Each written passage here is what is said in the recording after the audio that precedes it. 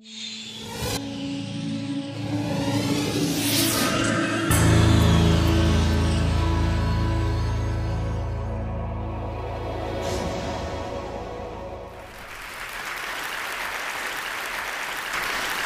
a process engineer. I know all about boilers and incinerators and fabric filters and cyclones and things like that.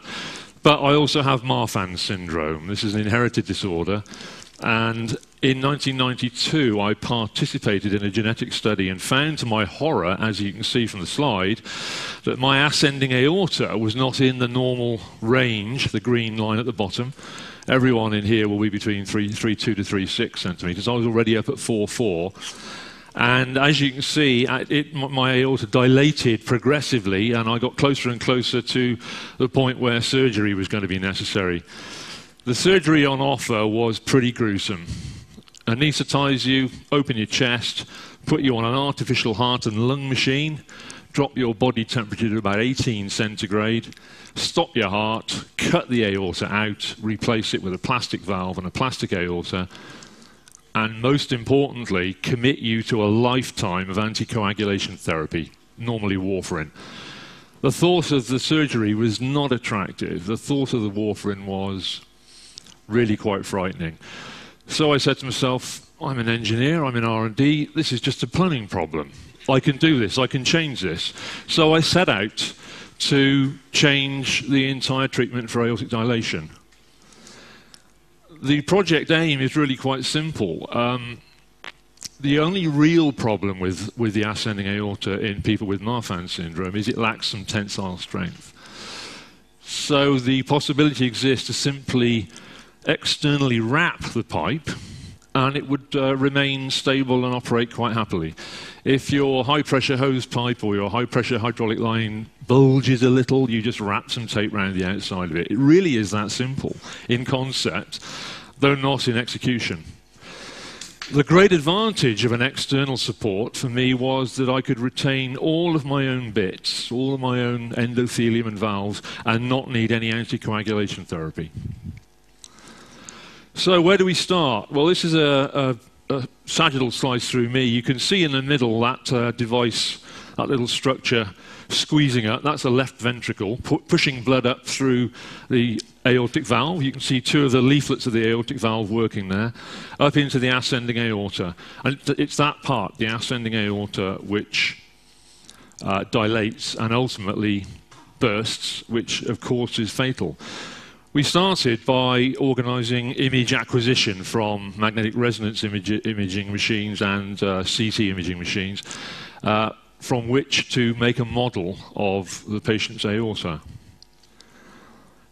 This is a model of my aorta. I've got a real one in my pocket if anyone would like to look at it and play with it. You can see it's quite a complex structure. It has a funny trilobal shape at the bottom which contains the aortic valve. It then comes back into a round form and then tapers and curves off. So it's quite a difficult structure to produce. This, I say, is a CAD model of me, and this is one of the later CAD models. We went through an iterative process of producing better and better models.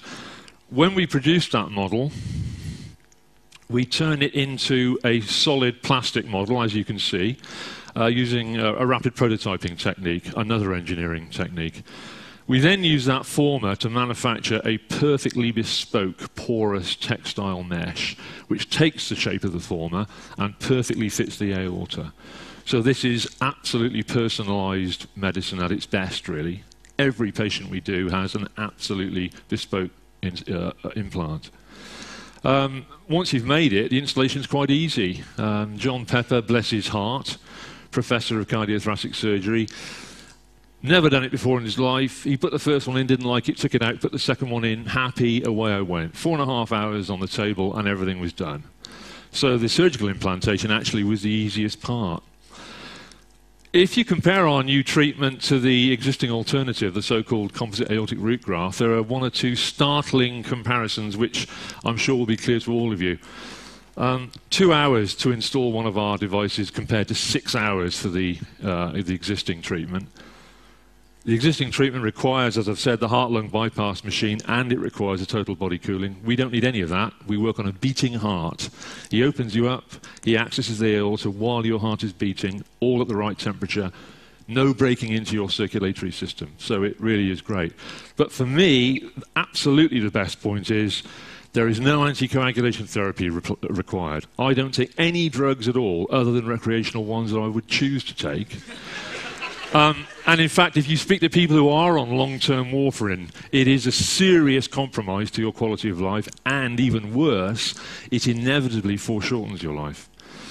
Likewise, if you have the artificial valve option, you're committed to antibiotic therapy whenever you have any intrusive medical treatment at all. Even trips to the dentist require that you take antibiotics in case you get an internal infection on the valve. Again, I don't have any of that, so I'm entirely free. My aorta is fixed. I haven't got to worry about it, which is a rebirth for me. Back to the theme of the presentation, in multidisciplinary research, how on earth does a process engineer used to working with boilers end up producing a medical device which transforms his own life? Well, the answer to that is a multidisciplinary team. This is a list of the core team, and as you can see, there are not only two principal technical disciplines there, medicine and engineering, but also there are various specialists from within those two disciplines. John Pepper there was the cardiac surgeon who did all the actual work on me, but everyone else there had to contribute one way or another. Raab Muhyadin, medical radiologist, we had to get good quality images from which to make the CAD model. Warren Thornton, who still does all our CAD models for us, had to write a bespoke piece of CAD code to produce this model from this really rather difficult input data set. There are some barriers to this, though. There are some problems with it. Jargon is a big one. I would think no one in this room understands those four first jargon points there. The engineers amongst you will recognize rapid prototyping in CAD. The medics amongst you, if there are any, will recognize the first two, but there will be nobody else in this room that understands all of those four words. Taking the jargon out was very important to ensure that everyone in the team understood exactly what was meant when a particular phrase was used. Disciplinary conventions were funny as well. We took a lot of horizontal slice images through me, produced those slices, and then used those to build a CAD model. And the very first CAD model we made, the surgeons were playing with the plastic model and couldn't quite figure it out. And then we realized that it was actually a mirror image of the real aorta. And it was a mirror image because in the real world, we always look down on plans of houses or streets or maps. In the medical world, they look up at plans. So the horizontal images were all an inversion. So one needs to be careful with disciplinary conventions. Everyone needs to understand what is assumed and what is not assumed. Institutional barriers were another serious headache in the project. The Brompton Hospital was taken over by Imperial College's School of Medicine, and there is some seriously bad relationship problems between the two organisations. I was working with Imperial and the Brompton, and this generated some serious problems for the project, really problems that shouldn't exist.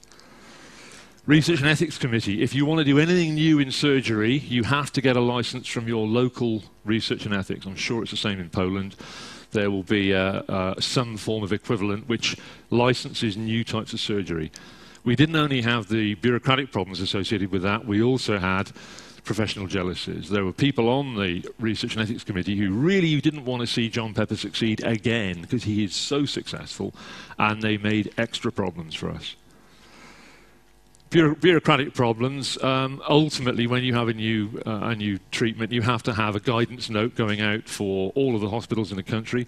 In the UK, we have the National Institute for Clinical Excellence, NICE. You'll have an equivalent in Poland, no doubt. And we had to get past the NICE problem. We now have a great clinical guidance out on the net, so any other hospital that's interested can come along, read the NICE report, get in touch with us, and then get doing it themselves. Funding barriers, another big area to be concerned with.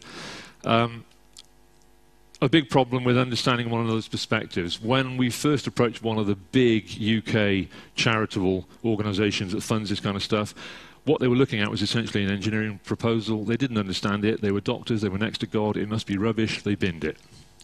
So in the end, I went out to private investors, and I just gave up on it. But I mean, most R&D is going to be institutionally funded by the Polish Academy of Sciences or the Engineering and Physical Science Research Council or whatever, and you need to get past those people. Jargon is a huge problem when you're trying to work across disciplines because, you know, in an engineering world, we all understand CAD and RP, not in the medical world. I suppose ultimately the funding bureaucrats have really got to get their act together. They've really got to start talking to each other, and they've got to exercise a bit of imagination, if that's not too much to ask, which it probably is. I've coined a phrase, obstructive conservatism. So many people in the medical world don't want to change, particularly not when some jumped-up engineer has come along with the answer. They don't want to change. They simply want to do whatever they've done before. And in fact, there are many surgeons in the UK still waiting for one of our patients to have some sort of episode so that they can say, I told you that was no good. We've actually got 30 patients. I'm at 7.5 years. We've got 90 post-op patient years between us, and we haven't had a single problem. And still there are people in the UK saying, yeah, that external aortic root, yeah, it'll never work, you know. It really is a problem. It really is a problem. I'm sure everyone in this room has come across arrogance amongst medics, doctors, surgeons at some point. The middle point is simply the way the way that the doctors protect themselves. Oh, well, of course, yeah, I'm looking after my patient. I think it's not good, but there you are. That's my view. Egos, of course, again, a huge problem. If you're working in a multidisciplinary team, you've got to give your guys the benefit of the doubt, and you've got to express support for them. Tom Treasure, Professor of Cardiothoracic Surgery, incredible guy. Dead easy to give him respect. Him giving me respect, slightly different. That's all the bad news. The good news is the benefits are stonkingly huge. Translate that one. I bet they can't. When you have a group of people who have had a different professional training, a different professional experience, they not only have a different knowledge base, but they have a different perspective on everything. And if you can bring those guys together and you can get them talking and understanding each other, the results can be spectacular. You can find novel solutions, really novel solutions that have never been looked at before, very, very quickly and easily. You can shortcut huge amounts of work simply by using the extended knowledge base you have. And as a result, it's an entirely different use of the technology and the knowledge around you. The result of all this is that you can get incredibly quick progress on incredibly small budgets. I'm so embarrassed at how cheap it was to get from my idea to me being implanted that I'm not prepared to tell you what it cost. Because I suspect there are absolutely standard surgical treatments, probably in the USA, which cost more for a one-off patient than the cost of us getting from my dream to my reality.